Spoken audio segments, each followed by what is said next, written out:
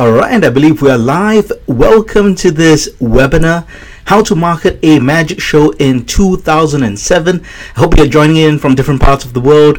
Right now, I'm on a cruise ship on Ovation of the Seas, and we just docked at Nagasaki, Japan.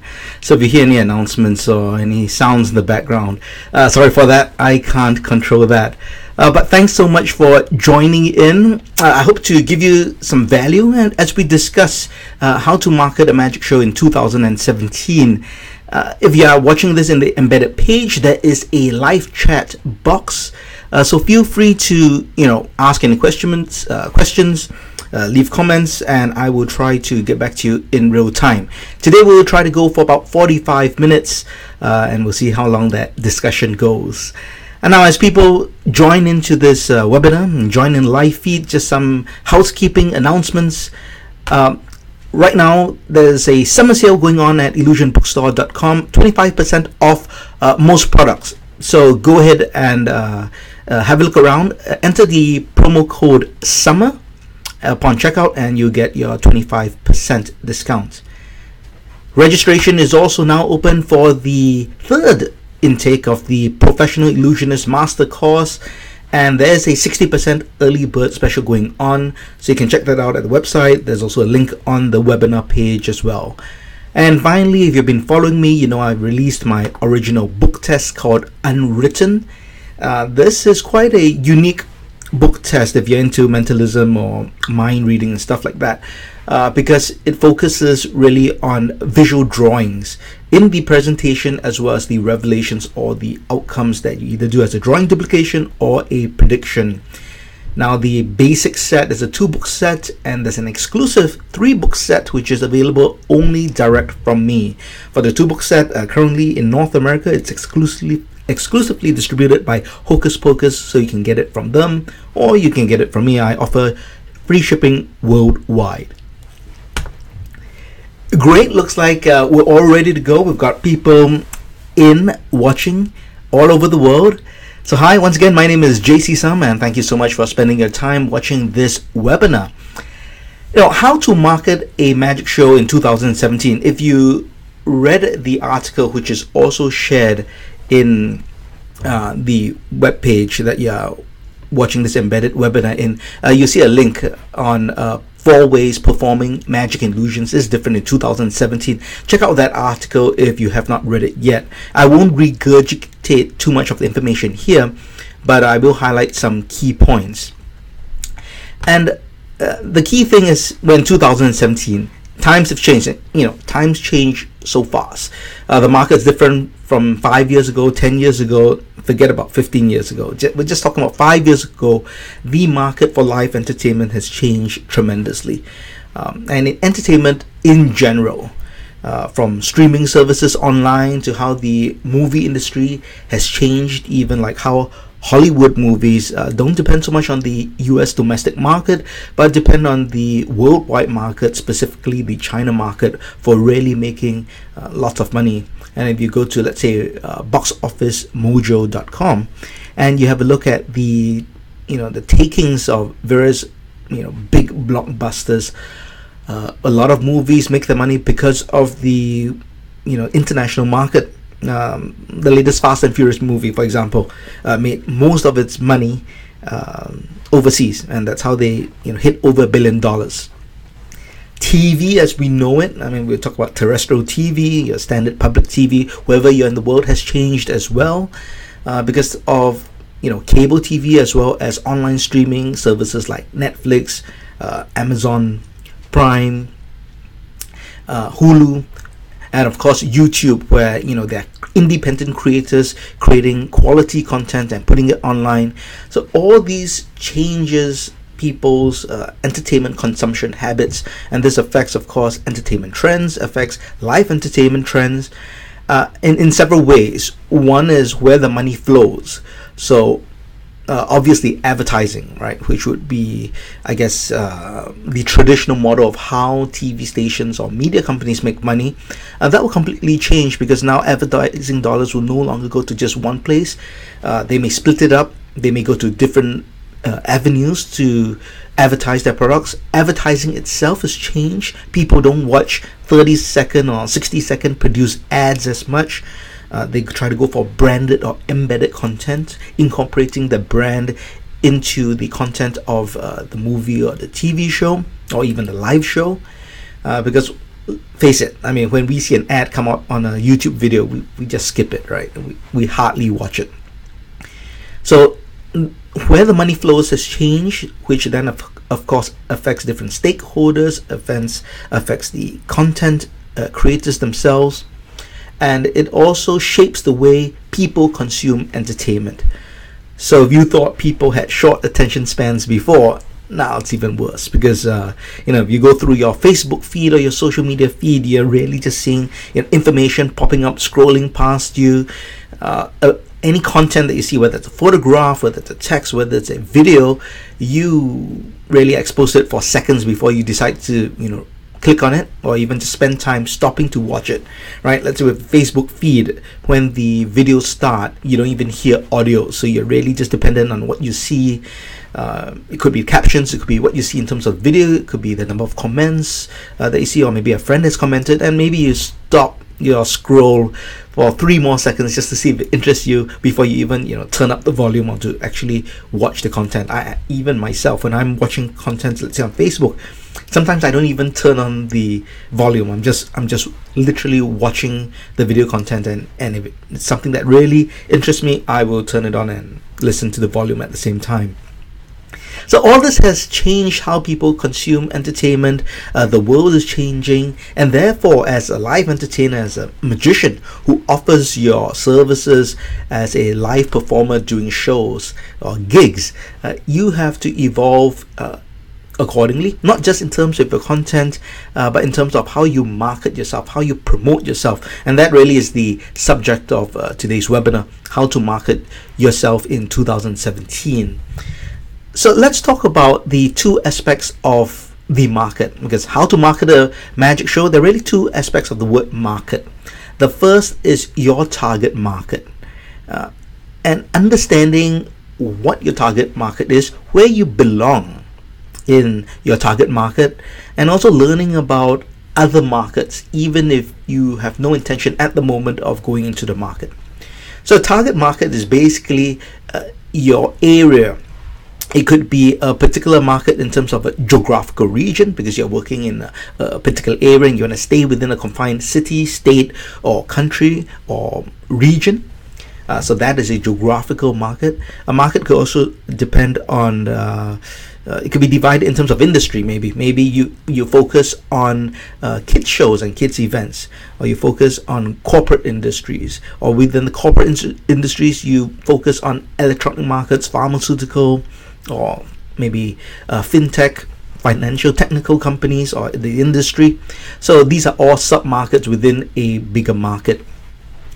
Now, many magicians you might see, especially with newer magicians, not so established magicians, or even magicians who are seasoned but may not be that in tune with marketing or promoting their show, often on their business card or on the website, you see them promote themselves as a magician or magic show for all occasions. So basically, this is jack of all trades, master of none, and this is obviously someone who doesn't understand the market in general, and they don't know where they fit in the market. So they're basically putting themselves out there to say that I can do everything and anything. Just call me, whatever the case might be. Now, in today's market, especially now in 2017, with so much segmentation done across all industries, across all businesses, whether it's entertainment or non-entertainment related, businesses are segmented, meaning there are many businesses all catering to very specific needs or wants or desires from consumers in the market.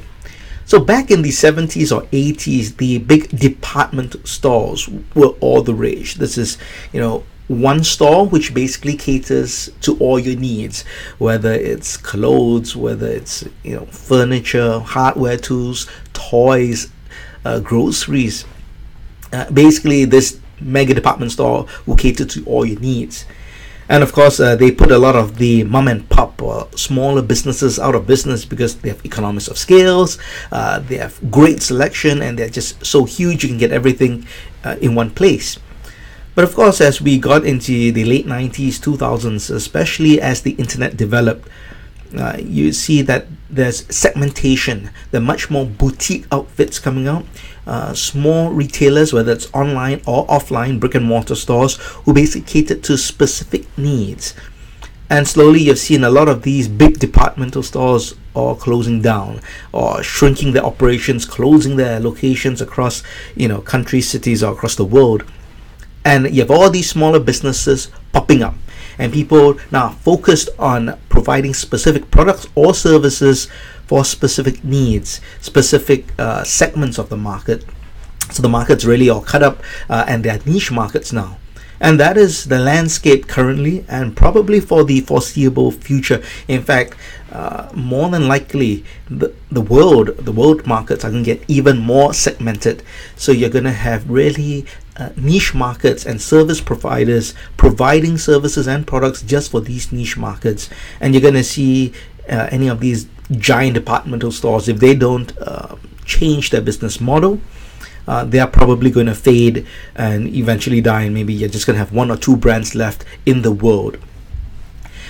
So you, as a live entertainer, you will have to serve a niche market as well, especially if you want to book more shows. Now, if you're a part-time performer and you just need, one or two gigs a week, maybe 4 gigs a month, and you're happy because you're doing part-time, you're doing it for fun, and you're just doing it to supplement your hobby, which is magic, that's perfectly fine. And I think, there's no problem with, working within your geographical region and marketing yourself as a magician for all occasions, because you are serving a need as well. You're going to probably not be charging so high simply because it is a part-time job, and therefore you are also serving a need for people who might just need a generalist who could work. Another possibility, if you do want to market yourself as a magician of all occasions, is if you are working in a particularly small geographical market. So maybe you're working in a small town or small city, and you're really the only magician in town or one of two, so there's really not much choice. You almost have a monopoly. In that case, your scope of events within that small city may also not be so great. For example, you probably won't have a giant casino resort. You aren't going to have a big international convention where people come from all over the world to attend a meeting or incentive trip. So you might be working birthday parties, community fairs, festivals, shopping malls, the occasional theatre show, maybe if you have a small community theatre, and various private events. So in that case, the scope of general events is smaller, and therefore it kind of makes sense for you to offer yourself a general magician. But as we all know, the world is getting smaller, right? Because of technology, because of international travel, or even domestic travel if you're in a large country, and the internet, everything is smaller. So if you are a full-time performing magician, or want to be a full-time performing magician, or are looking to do more shows, then you need to have to be a bit more savvy about how you market yourself. And that is what I've been talking about for the past 5-10 minutes, and that is really about understanding your market and understanding how you fit in the market. So the first thing you have to do is to identify what market you want to be in, or what you think you have value in. A lot depends on, first, of course, your personal desire. You must want to work a particular market, and it depends on your objectives. Some people, maybe their objective is solely, I just want to go where the money is, and that's fine. That's a very practical concern. You have to pay the bills, and if you're doing this commercially, you do want to go into a market to provide your show where you have value and you can get booked, right? There's no point just going to the market which you really love, but there's no opportunity for work. So that's perfectly fine. And you might be a pure artist where you only want to showcase your act in a very specific environment because you think that's the best environment for that to showcase your act, and that's only when you'll be happy. That's fine as well if that's your reason, but bear in mind you would then have to work extra hard to find where these niche markets are all over the place. You might have to travel beyond your geographical region, whether it's out of town, out of city, out of country, to be able to get work. So there is no right answer. Your objective is purely personal.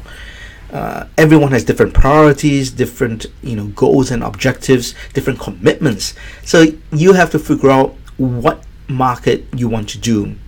Now, after you kind of figure out which market or what sort of market you want to do, whether it's performing for kids, doing corporate shows, working in casinos, theaters, or cruise liners, you then have to make sure that you fit into that market. You have to make sure that your product, your presentation, your own performing character and style, and your material all fit this particular market. Again, there's no right or wrong, but you need to make sure you are commercially viable for that particular market. So research is very important, and with the internet now, research is really easy. So if you are looking to go into a particular market, then you look for similar artists who are already in that market and kind of see who are the more successful ones. And when I say successful, of course, it's based on appearances, because you'll probably be checking out their websites or social media or press clippings. But that gives you a general idea of how successful that person is. Now, if someone has been in the market for 10 years, still going strong, is constantly getting work, always being featured on television or media features, chances are that person is probably doing quite well in their particular market. So you can use that as kind of a benchmark or a role model and see how they're positioning themselves, which means how are they promoting themselves, what's their unique selling point, what's their material, what's their styling, what's their performance style, what's their material like. And you can see how much you are in line with them. Since they are successful in the market, you can model after them. Now, I'm not asking you to copy them. I'm not asking you to see what they're doing and replicate that. Not at all. I'm just asking you to do your research and to model yourself after them. And when I say model, I'm really talking about looking at the key points which you think what makes these people successful from all aspects of their work, from their image to their content to their promotional materials, and take their best practices and apply them to yourself. And based on your own strengths or weaknesses, you want to apply those best practices and try to adapt yourself for your chosen market and make yourself of value to that chosen market. Now, learning about other markets is just as important. Even if you have no intention of, let's say, performing that market, there's a very simple reason. First, education is always good. Expanding your knowledge base, knowing about more things in general can never be bad, right? Because you're expanding your knowledge, you broaden your horizons, but more importantly, you are going to see what works in other markets and see if it's possible to adapt it in your own market or a target market that you're choosing. See, the thing is, a lot of times, small entrepreneurs, let's say, for example, entertainers who are focused on their market, work in a silo and have kind of blinders, and they're only working their market, and they have a very fixed conception, especially if they've done it for some time, that okay, this is how my market works. No, this only works for my market. We have to do it this way because this is what I've been doing for 10 years. Now, and that's perfectly true. You might be doing for 10 years, you might have some success. This is what worked. But remember, you might not have changed, but the world has changed. So the way businesses work, the way consumers perceive entertainment and consume entertainment has changed. So the world has changed around you. So you really have to evolve as well. If not, you will have the potential of being left behind. In a blink of an eye, 5 years, 10 years, 15 years, you realize that, wow, everything you've done is now considered really dated, old-fashioned, may not work, or the general market just perceives your product as old or dated. And that's something you definitely do not want to happen to you, especially as a live entertainer. So learning about other markets ensures you're always on the cutting edge.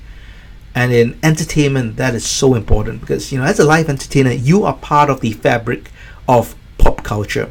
So whatever the current trend is, any one point of time, and entertainment trends are very fickle.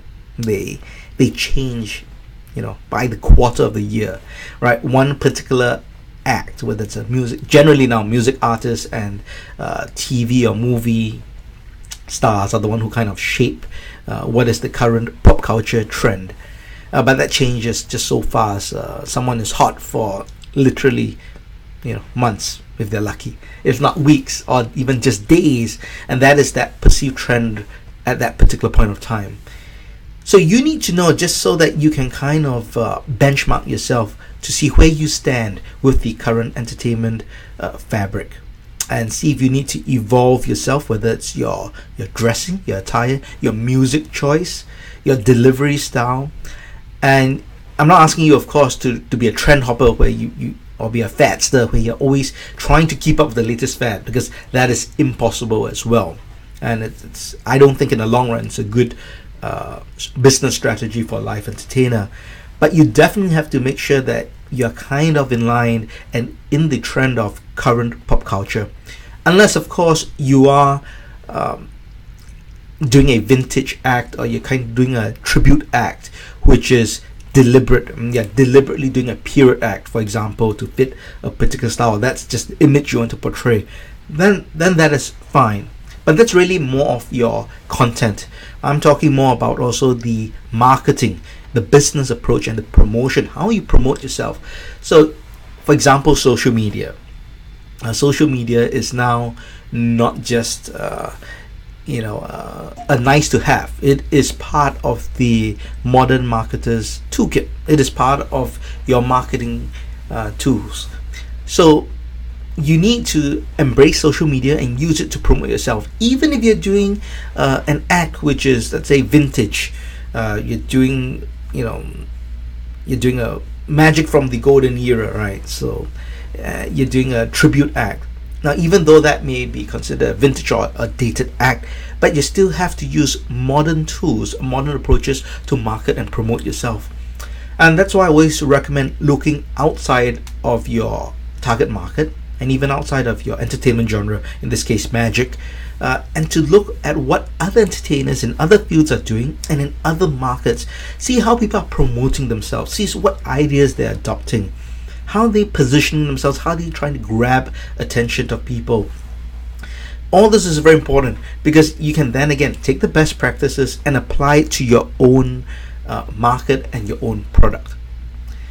So that's the first aspect of market, understanding your niche market, understanding the market you intend to get your business from. The other aspect of market is marketing, and that is promoting yourself and letting people know about your service so that you can sell them your service. So to market yourself is to find a way to promote yourself, build your brand, put across your image, put across your product, and this is all way before they even book you. So marketing is really about perception, creating the value in your audience's minds or your potential customers' minds. Although the market it's not just your customers, they can be media partners, can be your peers, other suppliers within that same industry. All that is still part of the market. So to market yourself means to promote yourself across your chosen market to the people who matter, to create a specific brand and to let them know exactly what you do, what you stand for, what makes you unique, and ultimately, of course, the goal is for people to book you. So that, of course, many ways to market yourself. You can find agents to help promote you. You can send out flyers. You can send out direct marketing messages, whether it's in the form of snail mail or email or SMS blasts. You can advertise your work, again, in traditional publications or online publications. You can get PR coverage with media features. You can appear on TV. All of these are marketing tools. There are literally hundreds of tools.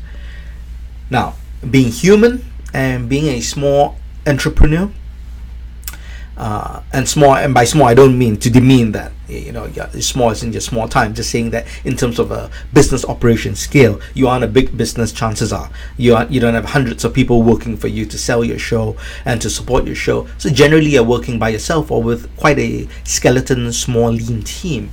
So as a small business owner or a creative entrepreneur, it is impossible for you to spread yourself out to all marketing tools.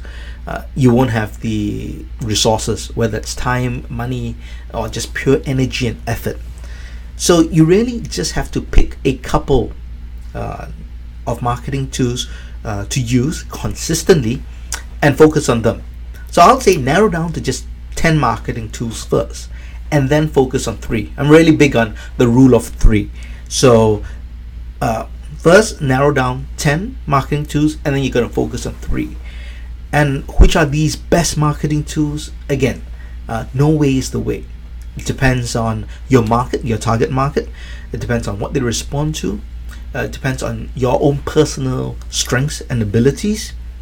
So for example, some people might be on the cutting edge and they're able to create short YouTube videos or Facebook videos that gets millions of views. They can create this content almost every day or every other day.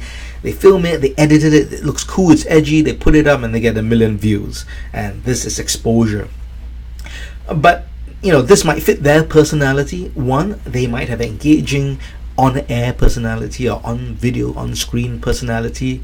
Their mind is also able to think of magic effects that work well visually in this short format.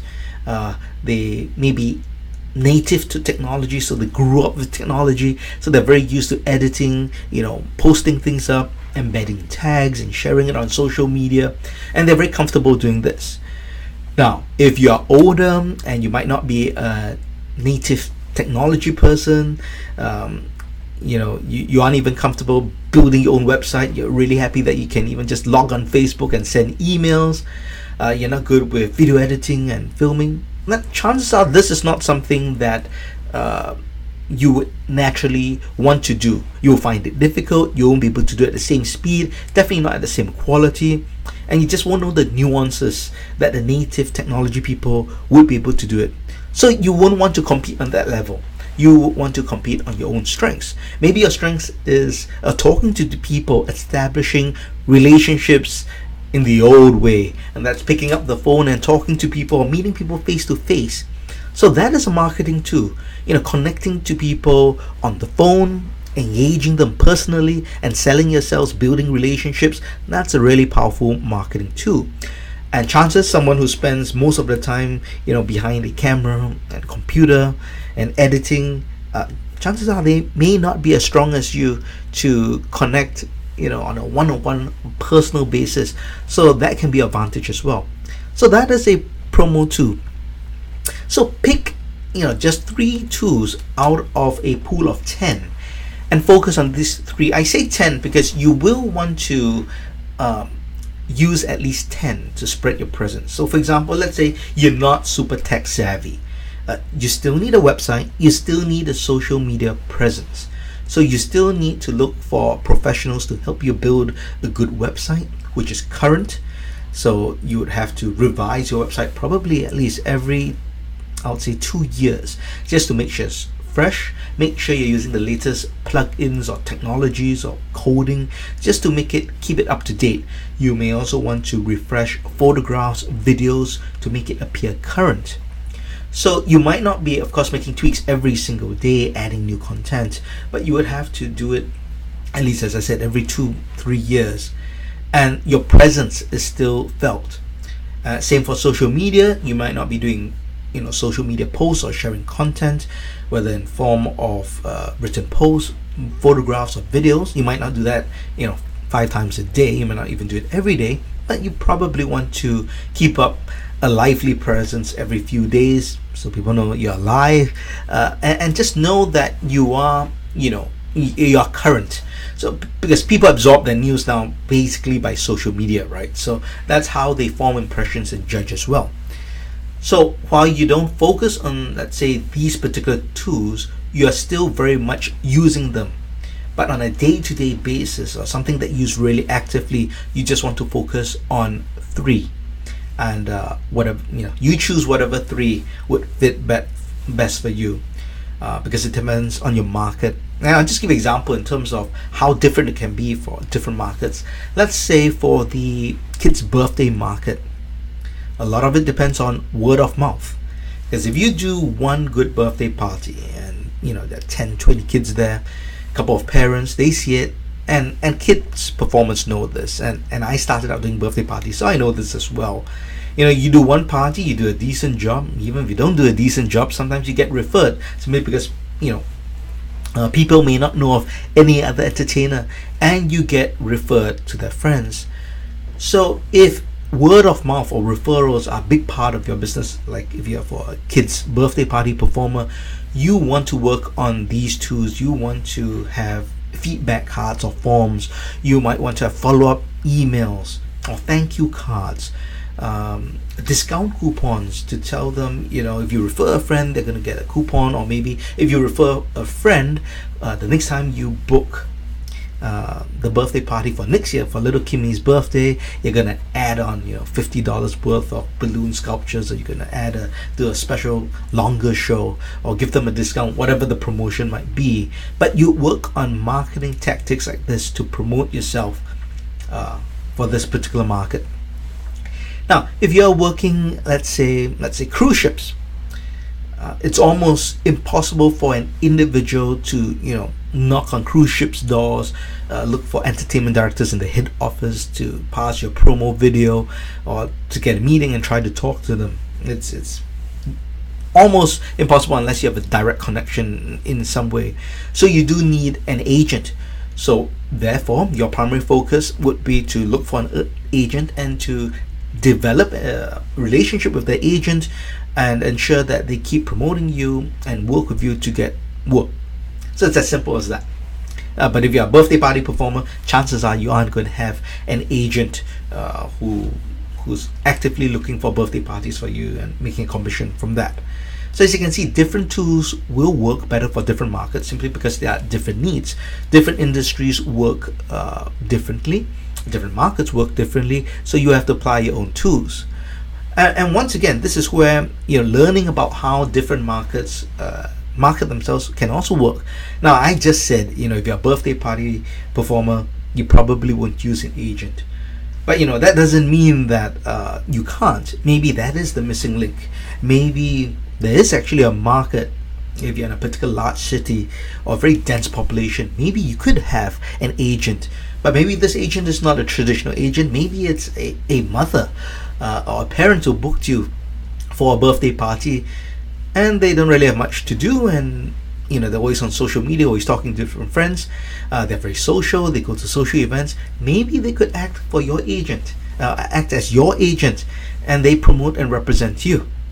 Who knows? That could work out, and that's something different. And you're taking a best practice from another industry or another market and applying it to your own market, and maybe you might get good results. And that transitions to my next point when it comes to marketing your show.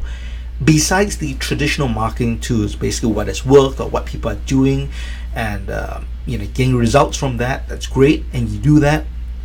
Now, what you also want to do is to spend some time, money, and effort to do something extraordinary. You want the bump. You need some marketing effort that is different from what you're doing. Because if you want extraordinary results, you have to put in extraordinary efforts. You have to get out of your comfort zone, and you have to try something different to promote yourself.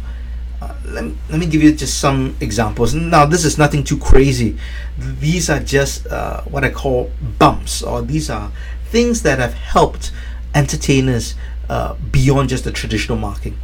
Now, it could be as simple as getting a reference or introduction or referral or a video testimonial from a celebrity or personality who says something about your work.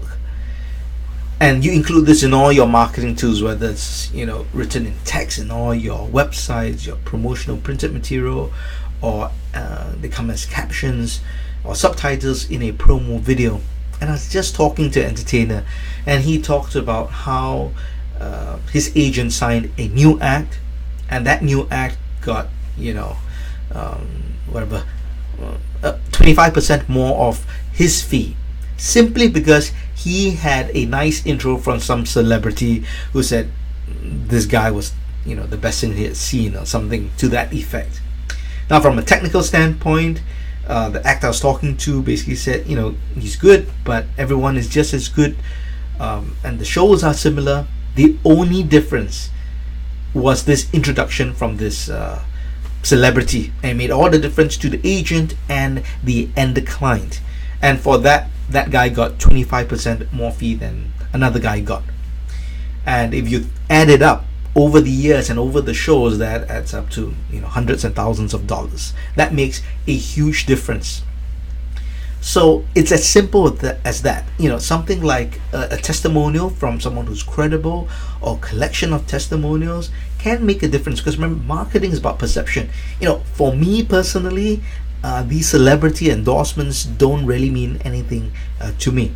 As in, if I am watching someone's promo video and I see someone say something nice, it doesn't have much of effect on me.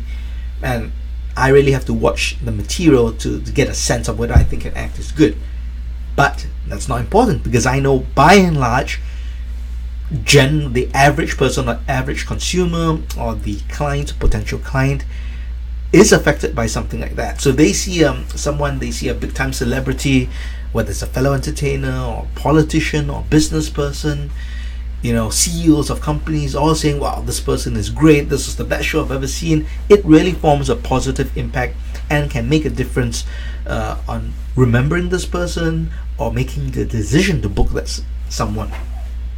So you want to look for these extraordinary efforts that you can put in. Another very powerful one, of course, is media features. If you can get quotes from your local media, regional or international media, which says, you're the next best thing in magic to sliced bread, you are you're just so amazing, the best in town, or whatever it might be. Any positive quote you can extract, of course, is very powerful, because mainstream media, while it's lost a lot of its cachet and clout over the years with alternate media and online media, it's still very powerful, especially if you get a big name. And you get quotes like that from different media. It really makes a difference.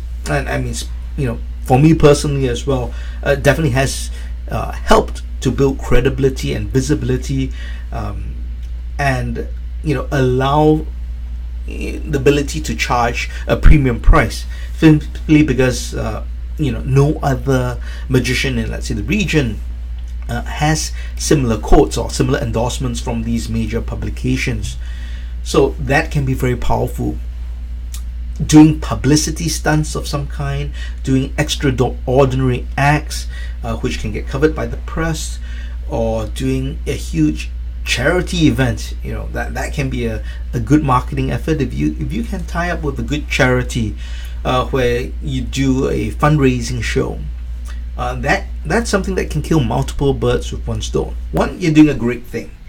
Two, you could get a tax write-off for any costs you incur.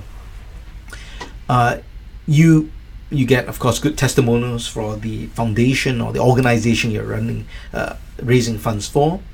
And if they can get press, you can get covered for press as well.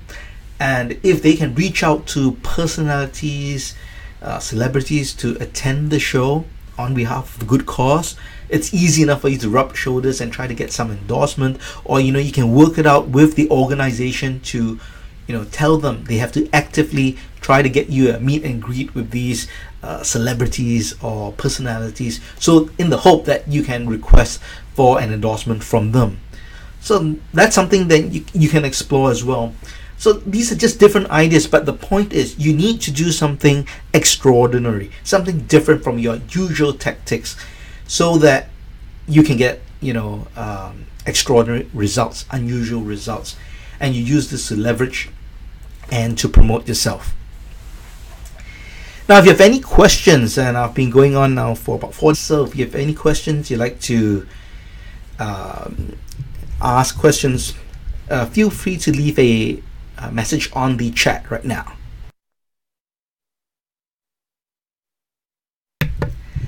So I'm going to end off by talking about focus when it comes to marketing. When you market your act, when you position your act, you do any kind of promo events, you want to always be focused. Don't be distracted by the next great thing you might see on TV or online. Now it's very easy to be tempted and distracted. You see a fellow performer in a similar industry or different city, different country, and they get success in a particular way. Maybe they appear on a TV show, maybe do a particular act, they spread it online, and just catches fire and goes viral. And you get what's the word? I guess it's not jealous, it's not envy, but you get tempted to try to do something similar, to try to hopefully replicate the success.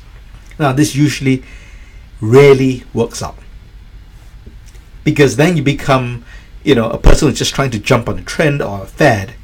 And these people probably have been working on this particular idea or act for some time, and it's very difficult for you to just try to do a turn from your own specialty and try to replicate something to try to get the similar results. It's almost impossible.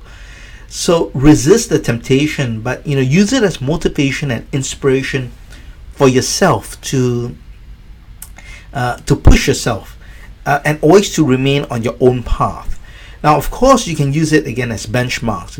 If you realize now, if you see 2 or 3 guys doing different things, but maybe in a similar vein or using similar tactics to market the show, then maybe you might think, well, maybe I should go in this direction. I'm not asking again you to replicate what they're doing in terms of content or even the exact approach, but you might want to tweak your own approach to use something that they do to hopefully position yourself in that same direction.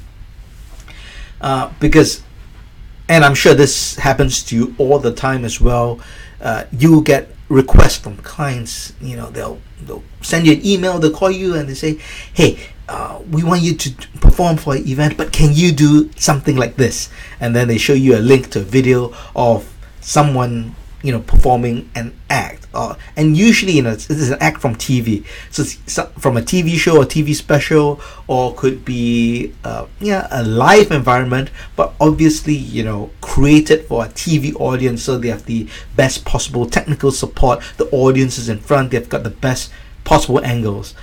And the client basically says, we want you to do this act, but you're going to be performing in a restaurant with everyone around you, and people are going to be 1 meter apart from you, but we want you to do this act. Can you do it? Now obviously you can't do it for several reasons. One, it's not an act you develop, because this is a proprietary act, so it's not even right for you to do that act because it's not yours. Second, there's no way you probably could do it at that level of skill or competency or just smoothness, simply because that person probably spent months or years working on that one act, and there's no way for you to put that together within a month. Second, of course, is the technical restrictions, right? In magic, we always have technical restrictions: angles, distance, lighting, audience position, things that a lay audience will never ever know, and that's the difficulty of magic compared to a lot of other arts. A singer can almost sing in any environment if they've got a good sound system, good microphone. Stand-up comics, the same. They don't need much space. A lot of variety arts, while jugglers do need space and a height requirement and a decent lighting. Again, they don't have to worry about angles and hiding stuff. But for magicians, we need so much to be able to pull off a deceptive effect. If not, the best effects generally have some kind of technical restriction, whether sight lines or distance or whatever, lighting, whatever it might be, right? So the best effects always have some kind of restrictions, but of course the laymen don't know that, and they have no idea about difficulties. So they'll show you a video that is something that you could never do, and they ask you, can you do this? And obviously if you can't do it, they think you aren't as good, or they say, oh, well, then we'll look for someone else because we want this act. So this is how people consume magic entertainment now, and that can be very difficult for live entertainers. So you need to be prepared for such situations. Often I would offer alternatives that are in line with what they're trying to achieve. Basically, I'll just ask them, why do you want this particular act? And you need to understand why they want the act. Maybe it's because it use a specific things. They they want a specific effect. They want to use a specific prop. Maybe it's not the entire act. This is usually something specific, and maybe you can see if you can recreate it for their setting. But my point is, because you get these requests all the time, it's easy to be tempted. Maybe someone says, well, for some reason people always asking me if I can do stuff with popcorn. Okay, now I'll develop a popcorn act, in response to that. And then next week, people are asking, hey, can you do something with batteries? And then you try to do something with batteries. It's as magic as it's an art. So it takes time to refine, and it's very hard to keep refining acts. You're just going to be trying to jump on the bandwagon, and you're going to be distracted and just trying to almost to play a catch-up game. So my point is to resist this temptation, to try to jump on the bandwagon. There'll be times you will lose shows, or you have to say no simply because you can't do it. So, but believe in yourself, believe in your product. Make sure it's always current. Make sure you are in line and in tune with today's pop culture needs, and stick with it. And stay within your own journey, your own market, and it takes time. Unfortunately, like all good things, it does take time. You need patience, you need perseverance. But no, if you stick with it, you evolve, and you do it smartly, it will pay off in the medium and long run. I've got a message from Jonathan here. He says, come up with marketing tools. Okay, I did a post, just yesterday, I believe, and it was on. Let me get to it. Okay, if you go to illusionbooks.com, you will see it. It's how to book a magic show in 2017, and it's one of my latest posts. It'll be on the main page, and in that post, I do mention actually a whole bunch of marketing tools, and I'll just list them here for the sake of the webinar. Your identity is a marketing tool. That means your logo, your promotional photos, the image you're portraying. So this includes, to me, your dressing when you dress for a show, poses. This is part of a promotional tool, even though it may not seem obvious. But your identity is a very strong promotional tool, because if you think of the top magicians in the world, or entertainers, not just magicians, you can always picture them with a certain look or certain style, and you identify that with them. So that's a very powerful tool, because that's a form of branding. Your online marketing, within online marketing, there are multiple tools as well. Your website is a tool, a blog is a tool. Creating content through a blog is a powerful tool, because you're always updating your clients, your friends, your market in general, of your latest happenings. It shows you're current, you're busy, you're engaged in projects, or you're working on different things. If I'm a journalist looking for let's say magicians to profile in a particular region, I'm going to go online to do research, and if I come across a blog, I'm going to skim through the blog, and I'm going to see, wow, this particular magician does different things. He's obviously working, performing, or working on new ideas. He's someone I would want to interview. So a blog can be very powerful, and that's why a lot of people blog. I know that some people think, well, why do people blog? Why do you want to do it? Why can't I just post it on Twitter or something?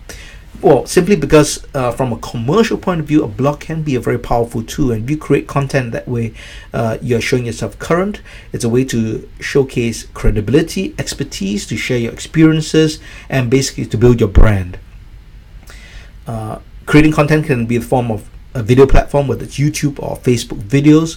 So creating short, cool tricks, or even just engaging content, telling them about your latest show, showing them behind the scenes, a day in the life of you as a magician, or maybe at a special show, or maybe it's a video testimonial of regular people or celebrities. All this is video content, and if you can share this regularly, again, it helps to build your brand.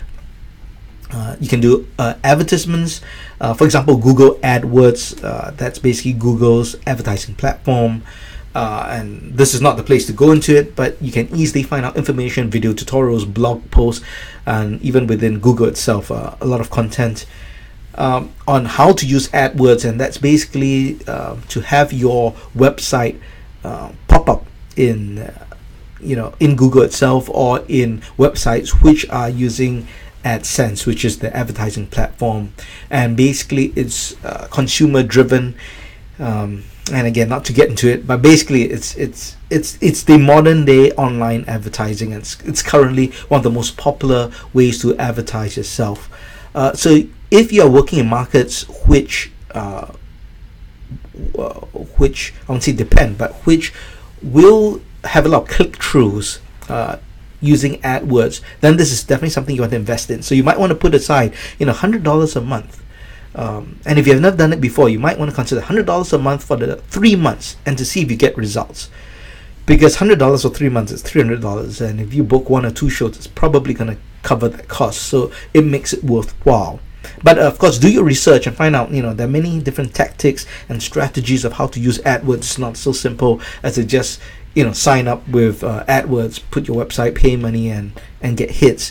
There are best practices once again. So do your research before you actually start your ad campaign. Social media, that's a marketing tool. Your Facebook, Twitter, Instagram, Pinterest, whatever it might be.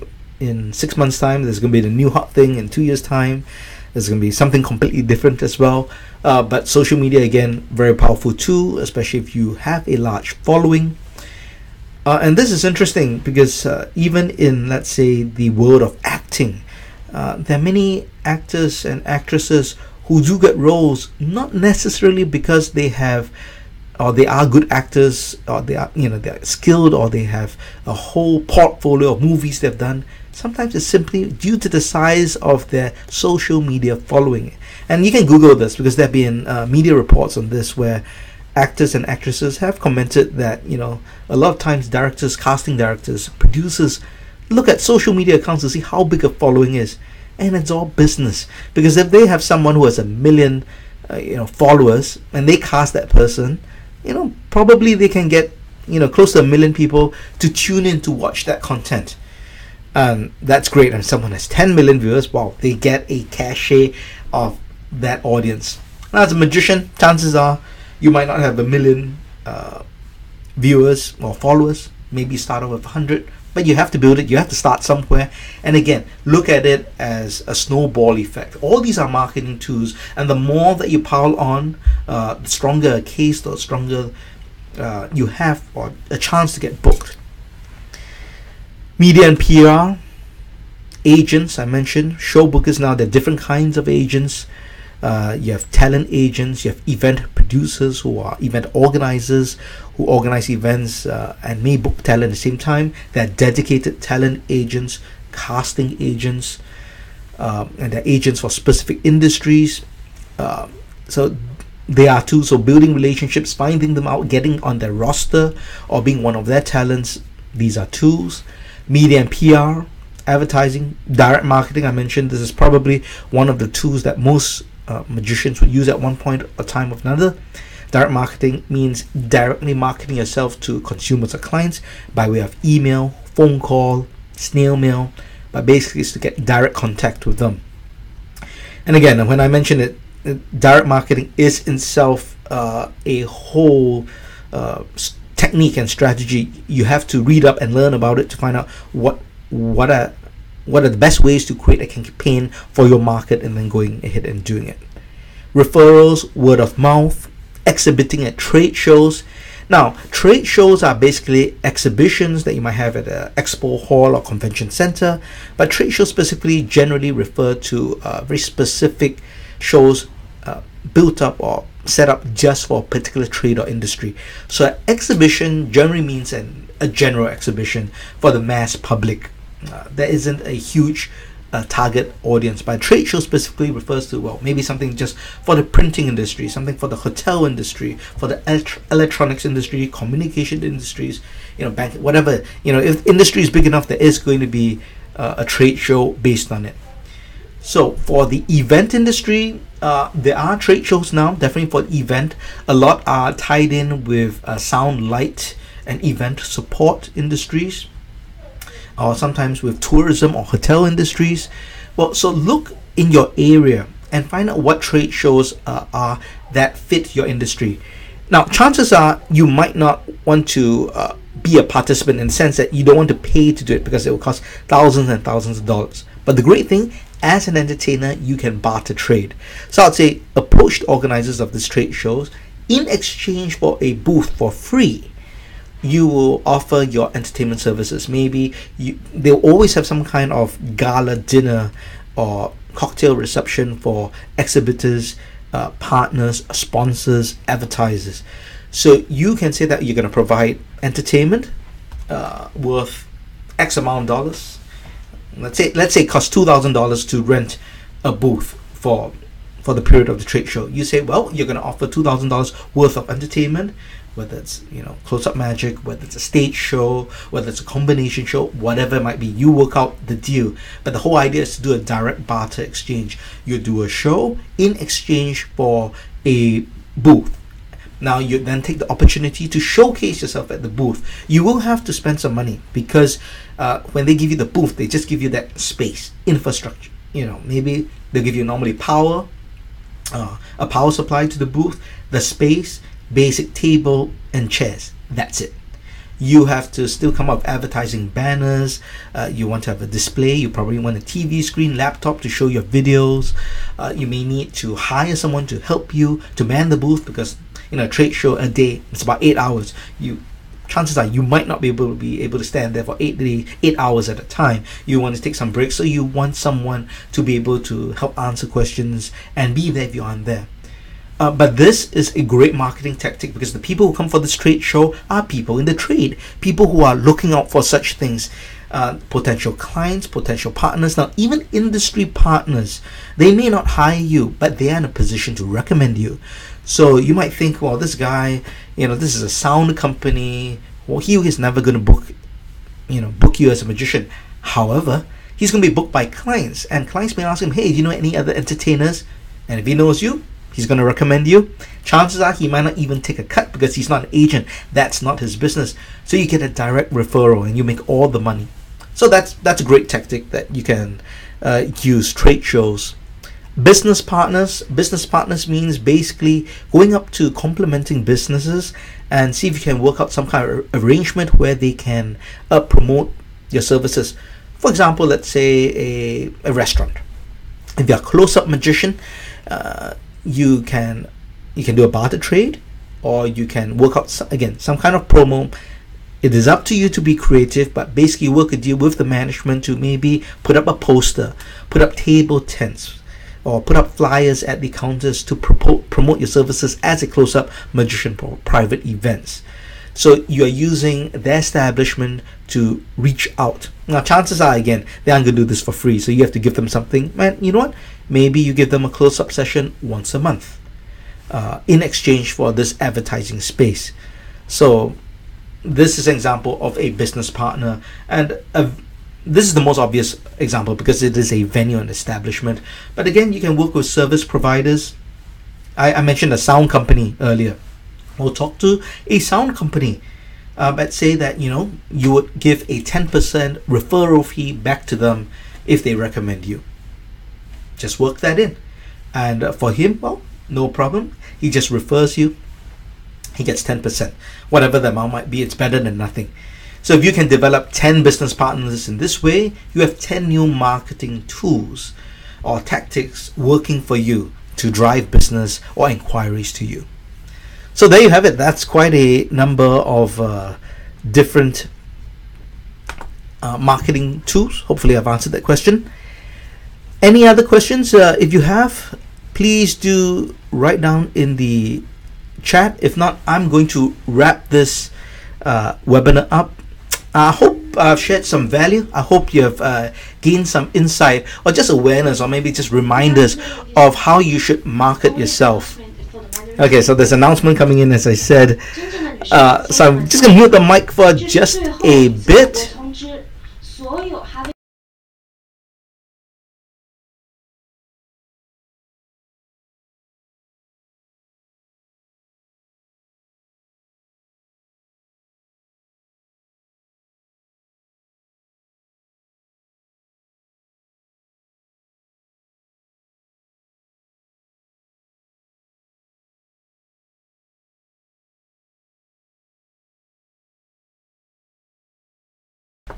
All right, sorry about that. So to wrap it up, I hope you got value for this. Now, if you want more resources, well, of course, illusionbooks.com, the website you're on. I have many articles on the subject of promoting yourself. I have another separate website called backstagebusinessacademy.com, and that is really geared for promoting and marketing and just career advice for entertainers and creative professionals. In fact, that website is going to have a revamp very soon. I'm going to start a podcast as well, and really that's on the business, marketing, and career and show advice for entertainers. I'm also currently still writing, about to finish a book called Fully Booked. This is a book, basically, the title should be self-explanatory. It is about how to get fully booked as an entertainer, how to get consistent bookings, how to fill your calendars, and then I share all the insight and experience that I have to get fully booked as a live entertainer. If you want something which is more long-term strategy based, and that covers really all aspects of a showbiz career, my book, The Showbiz Master Plan, that is something I would encourage you to have a look at as well, because that is quite all-encompassing, and that is more strategic in approach of how you should approach your career as a professional live entertainer. Alright, well, that's it. That's a wrap for this webinar. Thanks once again for the time and for watching this. My name is JC Sum, and I hope to see you on stage.